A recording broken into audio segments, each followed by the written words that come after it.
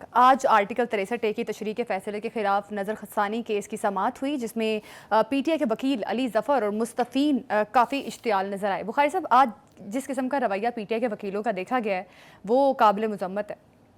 देखिए, ये जो है ना, ये वकीलों को आप इसका ब्लेम नहीं दे सकते। ये उनको गाइडेंस मिलती है कि आपने इतनी नेगेटिविटी प्रोजेक्ट करनी है, इतना नेगेटिव रहना है कि कोई चीज़ अपने मंतकी तरीक़ाकार के ऊपर ना हो सके। वकला की तरफ से पीटीआई के ये जो मैनरिज्म है ये अब ताज़ा नहीं है। मुस्तफ़ा काज़मी ने तो जो कुछ किया है ये तो खैर बिल्कुल ही एक पागलपन है, दीवानापन है, इसकी तो बात बाद में करते हैं। लेकिन अली ज़फ़र जैसा सीजनड और सीनियर आदमी जिसका बहुत एहतराम था लोगों के दिलों में, वो ऐसी बात करे कि एक जज उसको ये कहे कि जो हमें थोड़ी बहुत आपसे हमदर्दी थी वो भी ख़त्म हो गई है, दिस इज़ द एंड। ये अनहोनी बात है कि किसी जज को ये कहना पड़ जाए किसी वकील के बारे में। वो कोई इनएक्सपीरियंस आदमी थोड़ी है, उसको नहीं पता क्या ग्रेस होती है सुप्रीम कोर्ट की, क्या माहौल होता है और वहाँ क्या ज़बान इस्तेमाल की जाती है। बिल्कुल बात हो गई है यार कि आपके मुँह में जो आए आप बकते जाएं, आप जो मर्जी कहते रहे, आपको कोई पूछने वाला नहीं। और आज की समाअत में केस पे आर्ग्यूमेंट्स देने के बजाय इन्होंने बेंच पे एतराज़ उठाया कि बेंच जो है मैं कहता हूँ ये सारा आईनी राइट तौर है पे उनका, दुरुस्त नहीं। हाँ। बैंक पे एतराज़ उठाना उनका राइट है। चीफ जस्टिस ने ये कह दिया कि दो जो जजेस थे, मंसूर अली शाह की भी मिन्नतें की हमने कि आप आ जाएं, हमने मुनीब अख्तर की भी मिन्नतें की कि आप आ जाएं, वो नहीं आए तो क्या सुप्रीम कोर्ट को बंद कर दें? आप मुझे बताएं इस आर्गूमेंट में कहाँ झोल है कि अगर कोई शख्स अपनी किसी, उन्होंने कहा कि मेरे किसी अजीज़ की डेथ हो गई है, मैं नहीं आ सकता। एक ने कहा जी मैं चूँकि ये कमेटी ठीक नहीं है मैं नहीं आ सकता। What does that mean? That should the supreme court come to a halt? No. तो चीफ जस्टिस ने उसकी वजाहत कर दी कि नहीं, ऐसा नहीं हो सकता, ये प्रोसीडिंग्स तो चलनी है। ठीक है। दूसरी बात यह है कि आपने डिलेइंग टैक्टिक्स इस्तेमाल करने हैं। मैं आपको उसकी मिसालें देने के लिए पर बहुत मजबूर हूँ और आप उसको ज़रा सुन लीजिए हौसले के साथ। आप मुझे बताइए कि इन्होंने साइफर केस का क्या किया था? केस ऑफिशियल सीक्रेट एक्ट का था और ये ले गए चोरी की तरफ कि जनाब ये चूँकि चोरी हो गया वहाँ से, तो चोरी के ऊपर तो केस ने फारग हो जाना था ना। फॉरेन फंडिंग 8 साल चला केस, क्योंकि आप पेश ही नहीं होते थे, आपके वकील ही नहीं जाते थे। तो शाखाना मतलब आप look at the attitude and look at the वकलास के क्या करते हैं वो सुप्रीम कोर्ट के बाहर खड़े होकर प्रेस कॉन्फ्रेंस करने का रिवाज किसने डाला? पीटीआई ने डाला। और फिर वहाँ जो कुछ कहा जाता है, जो कुछ मैं उसकी तफसील में जाना नहीं चाहता हूँ। बहुत सारी ऐसी बदज़बानी की मिसालें हैं कि देखिए, मैं एक तारीख़ी वाक़या आपको बयान करता हूँ ताकि कुछ वजाहत हो सके सूरत हाल की। जी। मुस्लिम लीग पर सबसे बड़ा इल्ज़ाम यह है कि उन्होंने सुप्रीम कोर्ट के ऊपर चढ़ाई की थी, याद है आपको? जी जी जी। केसेस भी हुए थे, कुछ लोगों को सज़ा भी हुई थी, कुछ ने बाद में माफ़ी भी मांगी थी।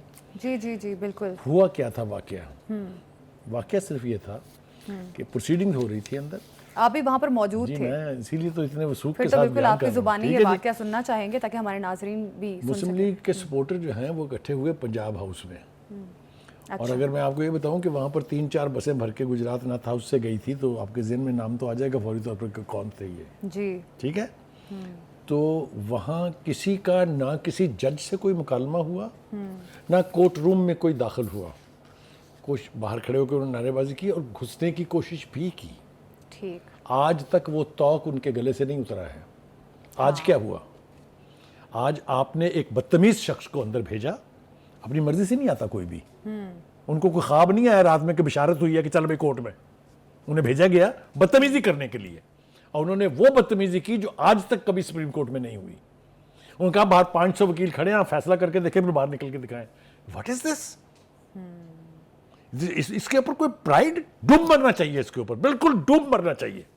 ये यानी काले कोट वालों की शान के ऊपर एक बहुत बड़ा धब्बा है जो इस शख्स ने लगाया है। आप इसको कहते हैं कि इसको आप इनकरेज करें और एंडोर्स करें। बिल्कुल। बुखारी साहब, ऐसे कोई भी वकील जाके चीफ जस्टिस को इस किस्म के अल्फाज बोल सकता है? इस पे तौहीन अदालत नहीं कर सकते कि आप धमकी दे रहे हैं? What is he claiming? I am a PTI worker. वो खुदा के वास्ते कोई शर्म करें। मुझे तो इस बात पर हैरत यह है कि डिसोन क्यों नहीं किया पीटीआई ने उसको? अब तक तो हर एक छोटी छोटी बात पर तो प्रेस कॉन्फ्रेंसेस हो जाती हैं। आज भी होनी चाहिए थी ना कि नहीं जनाब ये हमारा बंदा नहीं है, इसने जो बदतमीजी की हम इसको ऑन नहीं करते हैं। नहीं, चुप करके बैठे हैं, तमाशा देख रहे हैं अदालत का। ठीक हो गया जी। एक बात तो ये है। दूसरी बात ये है कि जो अली ज़फ़र साहब जिसके ऊपर इंसिस्टेंट थे जी ये जी बेंच जी बेंच जी बेंच जी बेंच जी, उनको बड़ा पेट में दर्द उठ रहा है कि जी क्यों नहीं है मंसूर अली शाह साहब और क्यों नहीं है मुनीब अख्तर साहब, ये उनका तो नहीं, तो कोर्ट का मामला होना चाहिए ना। ये भी कहने के बाद आप ओनरशिप ले रहे हैं उनकी कि आप साबित कर रहे हैं, मैं बिल्कुल नहीं कह रहा कि ऐसा है, आप अपनी हरकत से साबित कर रहे हैं कि आप वो सहूलतकार जजेस हैं जो आपके मुतालबे पर जज बेंच में बिठाए जाएंगे। ठीक तो बहुत सारी बातें कही जा सकती हैं इस हवाले से जो मैं कहना नहीं चाहता हूँ। एक तो ये कि उन्होंने कहा कि बेंच तो यही रहेगा जी, कर लें जो करना है आपने, क्योंकि ये जुरिस्डिक्शन है चीफ जस्टिस की, ये उसने फैसला करना है, उस कमेटी ने फैसला करना है, आप अपनी ख्वाहिशात पर नहीं कर सकते। फिर आपने एक और डिलेइंग टैक्टिक्स में कहा जी मेरी तो बात नहीं हुई खान साहब से, मैंने तो उनसे बात किए बगैर तो मैं बात नहीं कर सकता। इसी वजह से आज मुलाकात का तो वक्त उन्होंने लिया कहा, पूछा चीफ जस्टिस साहब ने कि भाई साहब आप कल मिलने क्यों नहीं चले गए आपको जब हमने ये आज के लिए मुलतवी की थी। बिलाखिर चीफ जस्टिस देखे ना, ज़र्फ की बात है। फिर उन्होंने कहा कि ठीक है, अच्छा आप मिलना चाहते हैं, हम इसको कल सुन लेंगे, आप जाके मिले, मुलाकात के इंतजाम भी करा दिए। और आप क्या चाहती हैं, यानी अब आप ये चाह रहे हैं कि फिर उसको कहना चाहिए वकील साहब कल फैसला लिख लाना, मैं पढ़ के सुना दूंगा। यार ये किधर होता है यार, ये कौन सी दुनिया है, कौन से लोग हैं ये कहाँ से उतरे, कहाँ से नाजिल हुए हैं, ये पैदा हुए हैं कि उगे हैं ज़मीन से। अच्छा बुखारी साहब, मुस्तफ़ीन काज़मी का जो कंडक्ट आज रहा है वो यकीनन काबिल मज़म्मत है, उसकी मज़म्मत जितनी की जाए उतनी कम है, लेकिन पीटीआई की जानिब से अभी तक इस वकील को डिसऑन नहीं किया गया, क्योंकि उन्होंने धमकी भी दी है चीफ जस्टिस को, क्योंकि ये एक गलत किस्म की रवायत कायम हो रही है, इस पर काबू पाना नहायत ज़रूरी है। ये पीटीआई का अपना इमेज भी ख़राब हो रहा है। देखिए पीटीआई के वकला का एक वतीरा है, एक माइंड सेट है कि वो कभी भी केस के मेरिट्स पर आर्गू नहीं करते। ठीक, वो हमेशा टेक्निकल नॉकआउट करना चाहते हैं, टेक्निकल पॉइंट लेके मामले को इतना लटकाते हैं कि असल चीज़ से फोकस ही हट जाता है। दूसरी तरफ ये है कि जमाल मंदोखेल साहब भी बड़े सीजन्ड, बहुत ऑनरेबल जज हैं जी। उन्होंने उस मुस्तफ़ैन काज़मी साहब को वो ये कहा कि ये शायद अपने बुज़ुर्गों से भी इसी लहजे में बात करते होंगे। आप देखिए कितना पोलाइटली समझाने की कोशिश है कि आपको तमीज़ होनी चाहिए, आपको तमीज़ इख्तियार करनी चाहिए। फिर जमाल मंदोखेल साहब ने अल्टीमेटली जब अली ज़फ़र साहब जो हैं वो बेतुके आर्गूमेंट्स कर रहे थे, तो उस पर उन्होंने कहा कि जो थोड़ी बहुत हमदर्दी हमें आपसे थी वो भी ख़त्म हो गई है। मतलब है खुदा के लिए अदालतों को don't take it for granted, ये कोई जलसागाह थोड़ी है, बिल्कुल ये कोई आपकी प्रेस कॉन्फ्रेंस थोड़ी है जो मर्जी आप कह दें कोई पूछने वाला ही नहीं है। तो ये अपना नुकसान कर। मैं आपको एक बात बताऊं ईमानदारी से, मैंने पहले भी आपसे बात की थी, पहले मैंने आपसे ऑफ द रिकॉर्ड की थी, अब मैं रिकॉर्ड पे कर रहा हूँ जी। ये जितने डुगडुगी वाले हैं ना, तमाशे लगाने वाले, ये इमरान खान का रास्ता जो है उसको मुश्किल कर रहे हैं। मैं फिर आपसे कह रहा हूँ, मेरी बात को मत फेंकें, इसको समझें। ये अली अमीन गंडापुर फॉर इंस्टेंस, ये वैसे तो उनको ओनरशिप लेनी पड़ेगी ना, इसलिए कि आपके सूबे के एक ही सूबे में आपकी हुकूमत है और वहाँ का वो चीफ मिनिस्टर है, लेकिन जो ज़बान उसने इस्तेमाल की, क्या किसी सेन आदमी को, क्या किसी सीजन नेशनल लेवल के सियासतदान को, किसी फॉर्मर प्राइम मिनिस्टर को उसकी ओनरशिप लेनी चाहिए? तो कहने का मतलब ये है कि ये सब कुछ हमारी आंखों के सामने हो रहा है, लेकिन नहीं होना चाहिए।